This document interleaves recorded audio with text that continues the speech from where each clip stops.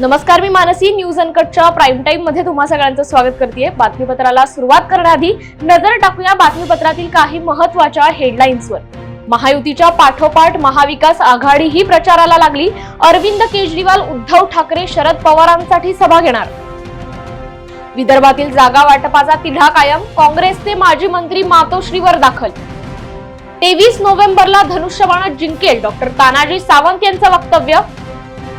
आणि प्रफुल्ल पटेल यांनी माझ्या पाठीत खंजीर खुपसला, आमदार मनोहर चंद्रिकापूर यांचा आरोप.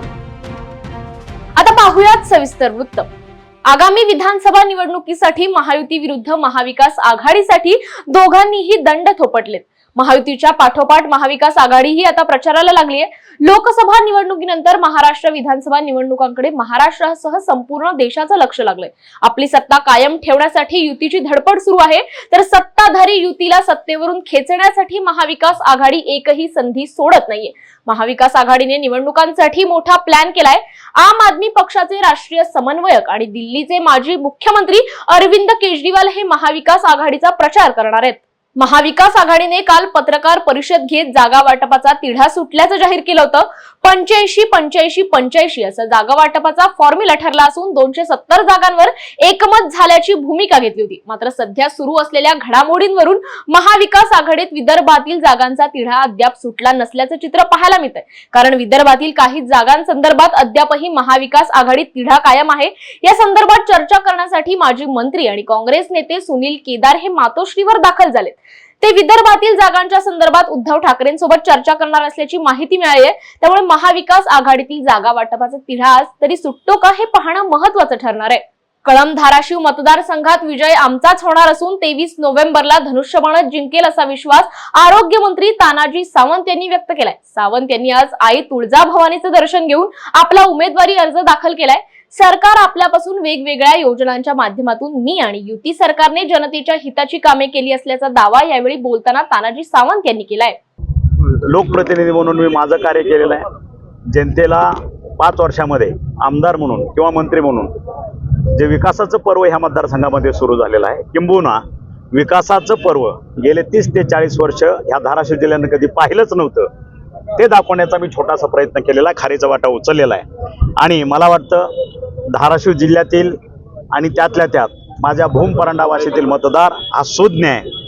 त्यांना कशा पद्धतीने विकास चाललेला आहे, किती स्पीडनं वेगवान सरकार काम करत आहे याची प्रचिती आलेली आहे. आणि त्याची पोचपावती तुम्हाला 20 नोव्हेंबरला मतपेटीतनं मिळेल. विजयाची खात्री 1,00,000% साहेब, आपण महायुतीचे नेते आहात. महायुतीच्या काही जागाबाबत आणखी सस्पेन्स आहे.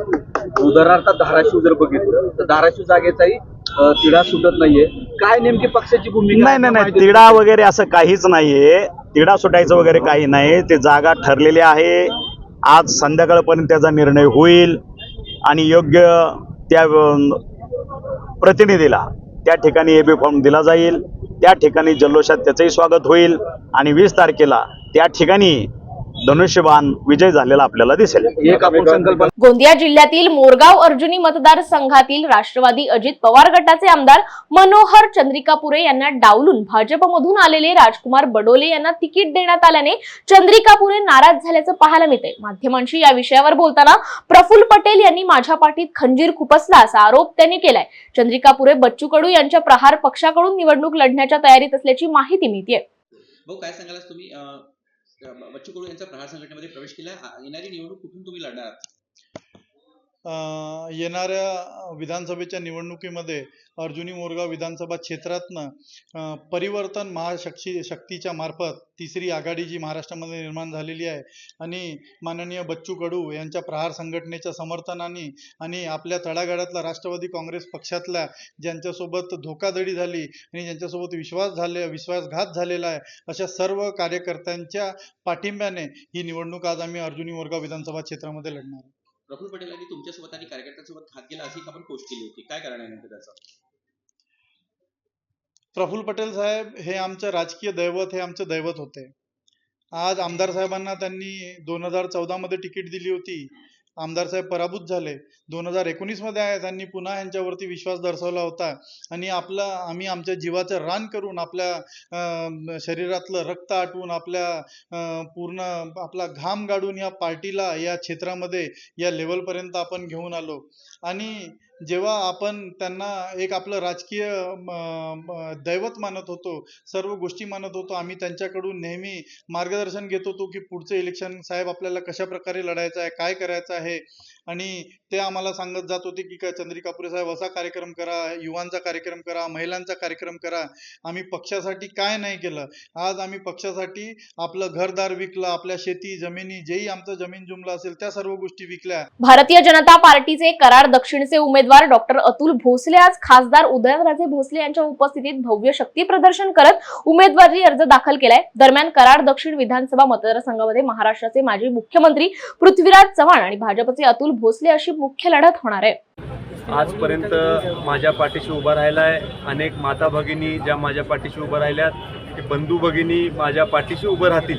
ती उभं राहिल्यानंतर निश्चित स्वरूपी आम्हाला यश प्राप्त होईल. मागील काही वर्षांमध्ये कराड दक्षिणचा काही विकास खुंटलाय असं वाटतंय का? आणि आपण कराडकरांना, कराड दक्षिणवाल्यांना काय आश्वासन देऊ शकतो? महायुतीच्या माध्यमातून 745 कोटी रुपयेचा निधी मागच्या 2.5 वर्षामध्ये आणण्यामध्ये आम्ही यशस्वी झालो. आत्ता आम्ही पत्रकार परिषद घेऊन 745 कोटी आम्ही कसे आणले महायुती सरकारकडून याच्या बाबतीमधले खुलासे कागदपत्राची आपल्यासमोर सगळी पूर्तता करून किंवा जे पुरावे आहेत ते पुरावे प्रेसच्या समोर आम्ही सादर करणार आहोत. कारण बरीच टीका टिप्पणी याच्यावर झालेली आहे की इतके पैसे नेमके आले नाहीत वगैरे असं काही लोक म्हटलेले आहेत. ठीक आहे, त्यांनी त्यांचा प्रचार करायचा, पण जी वस्तुस्थिती आहे, जे सत्य आहे, ते सत्य मी माझ्या पत्रकार बांधवांसमोर मांडणार आहे. आणि 745 कोटी रुपयेचा महायुती सरकारचा हिशोब हा मी जनतेच्या समोर मांडणार आहे. वेळ झाली बातमीपत्रात छोट्याशा विश्रांतीची. कुठेही जाऊ नका, पाहत रहा न्यूज अनकट. ऐतिहासिक वारसा लाभलेला मराठ मुलूक महाराष्ट्र. या महाराष्ट्राला विविध रंगी छटा आहेत. साहित्य, कला, पर्यटन, नृत्य, भाषा, संत परंपरा अशा विविधतेने तो नटलेला आहे. हीच गौरवशाली विविधता जपत स्वरंग मराठी केवळ महाराष्ट्राच्या सांस्कृतिक संहितेपुरते मर्यादित न राहता समकालीन नवकल्पनांवर आधारित कार्यक्रमांद्वारे मराठी मनोरंजन विश्वात स्वतःची एक अनोखी जागा निर्माण करत आहेत. मराठी मनोरंजन क्षेत्रातील उत्तम दिग्दर्शक, लेखक आणि निर्मात्यांच्या प्रतिभेचा पुरेपूर वापर करून मनोरंजनाचा आगळा वेगळा रंग उधळण्यास आम्ही सज्ज आहोत. स्वरंग मराठीचे उद्दिष्ट मराठी मनोरंजन क्षेत्रामध्ये मनोरंजनाची वहिवाट सोडून, रूढीवादी पद्धती तोडून मनोरंजनाचा समृद्ध अनुभव प्रदान करून देण्याचा आहे. म्हणूनच यात विविध पद्धतीचे मनोरंजक आणि माहितीपूर्ण कार्यक्रम स्वरंग मराठीवर बघता येतील. शेवटी एकच, धकाधकीच्या जीवनात धांगडधिंगा करण्यापेक्षा बसूया, हसूया, गाऊया, जगूया. नाती गोती श्रावण मोती गावामधले जीवंत रंग. नाती गोती श्रावण मोती गावामधले जीवंत रंग. चला जोडूया, चला पाहूया, जशी संस्कृती तसा स्वरंग. विश्रांतीनंतर बातमीपत्रात पुन्हा एकदा स्वागत करते.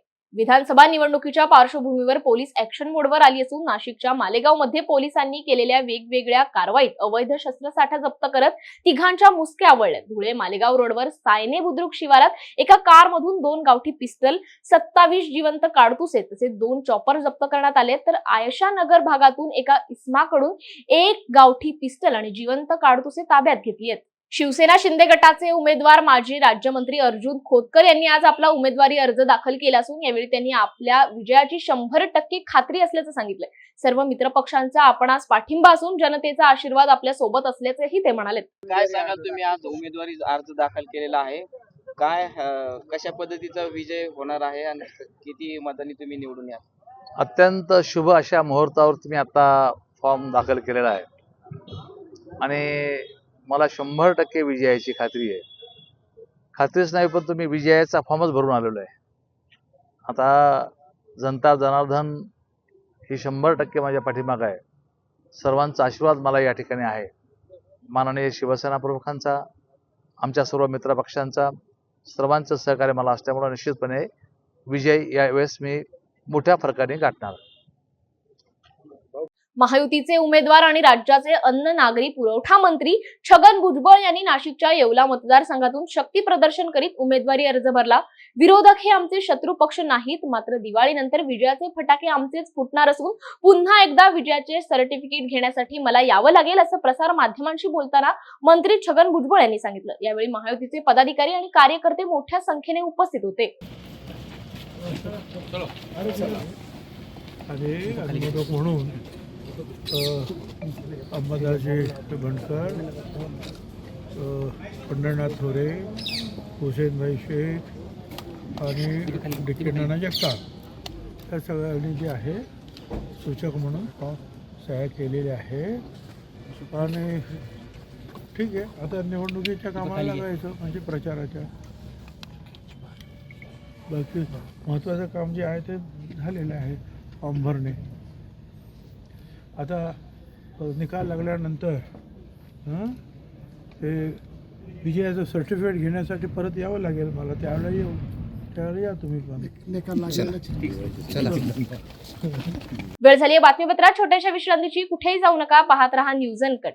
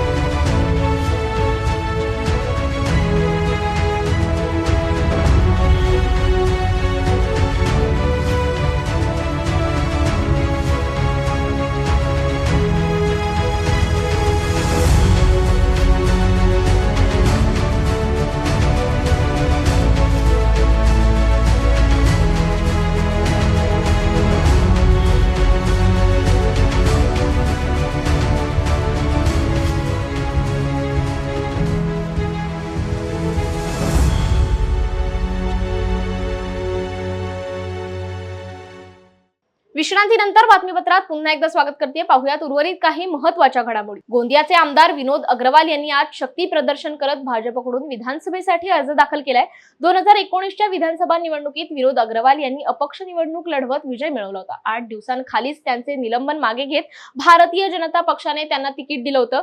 आज अर्ज दाखल करताना गोंदिया जिल्ह्यातील महायुतीचे सर्व नेते यावेळी उपस्थित होते.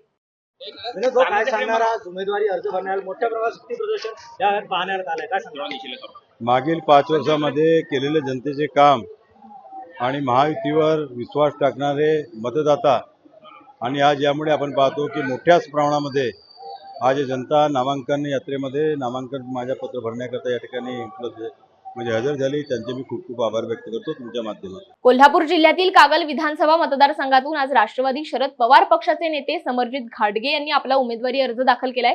उमेदवारी अर्ज भरल्यानंतर कागल शहरात जोरदार शक्ती प्रदर्शन करण्यात आलं असून यावेळी समरजित घाटगेंनी विरोधी उमेदवार हसन मुश्रीफांवर जोरदार निशाणा साधलाय. पंढरपूर मतदारसंघातून भगीरथ भालके यांनी आज उमेदवारी अर्ज दाखल केला असून राष्ट्रवादी काँग्रेसचे प्रमुख शरद पवार यांच्या आदेशानुसार आपण उमेदवारी अर्ज दाखल केला अशी माहिती त्यांनी माध्यमांशी बोलताना दिली आहे. उमेदवारीची शिफारस करणाऱ्या पंढरपूर मंगळवेढा मतदारसंघातील समविचारी आघाडीच्या नेते मंडळींची भगीरथ भालके यांनी मनापासून आभार मानलेत. समविचारी आघाडी आपल्याला फायदा होईल का त्याचा? समविचारी मी जवळजवळ 19 तारखेपासून मुंबईत या प्रक्रियेमध्ये सहभागी होतो आणि समविचारी आघाडीचे मंगळवेढ्यातले पंढरपूरचे काही नेते मंडळी आदरणीय पवारसाहेब आणि महाविकास आघाडीच्या नेते मंडळींना भेटले आणि तुमच्याच पेपरच्या माध्यमातून आणि वृत्तवाहिनीच्या त्या ठिकाणी माध्यमातून मला समजलं की त्यांनी माझी देखील समविचारी आघाडीने शिफारस आदरणीय पवार साहेबांच्याकडे केली आहे आणि तसं जर झालं असेल तर मनापासून मी त्यांचं देखील या समविचारी आघाडीतल्या नेतेमंडळीचा आभार आहे आणि कदाचित त्यांचं मागणं ऐकूनच पवारसाहेबांनी महाविकास आघाडीतल्या नेतेमंडळींनी त्या ठिकाणी माझ्या उमेदवारीच्या बाबतीत पूर्णपणे ग्रीन सिग्नल त्या दरम्यान दिलेला आहे आणि त्यांच्या आदेशानुसारच आज त्या ठिकाणी मुहूर्त असल्या कारणानं मी त्यांच्या आदेशानुसारच महाविकास आघाडीकडून उमेदवारी अर्ज या दरम्यान दाखल केलेला आहे. शरद पवारांच्या पक्षाकडून उमेदवारी आहे आपली? हो, शरदचंद्रजी पवार साहेबांच्या पक्षाकडून त्या ठिकाणी मी उमेदवारी अर्ज दाखल केलेला आहे. महाविकास आघाडीच्या नेतेमंडळीचा फॉर्म्युला त्या ठिकाणी ठरलेला आहे. काही थोड्याशा ठराविक जागांच्यावरती वरिष्ठ नेतेमंडळीची चर्चा दरम्यान सुरू आहे. आज उद्यामध्ये त्या दरम्यान जागा आणि प्रमुख त्या ठिकाणी लिस्ट जाहीर झाल्यानंतर AB फॉर्म सुद्धा त्या दिवशी त्या ठिकाणी प्राप्त. वेळ झाली या बातमीसह बातमीपत्रात इथेच थांबायची. पाहत रहा न्यूज अनकट.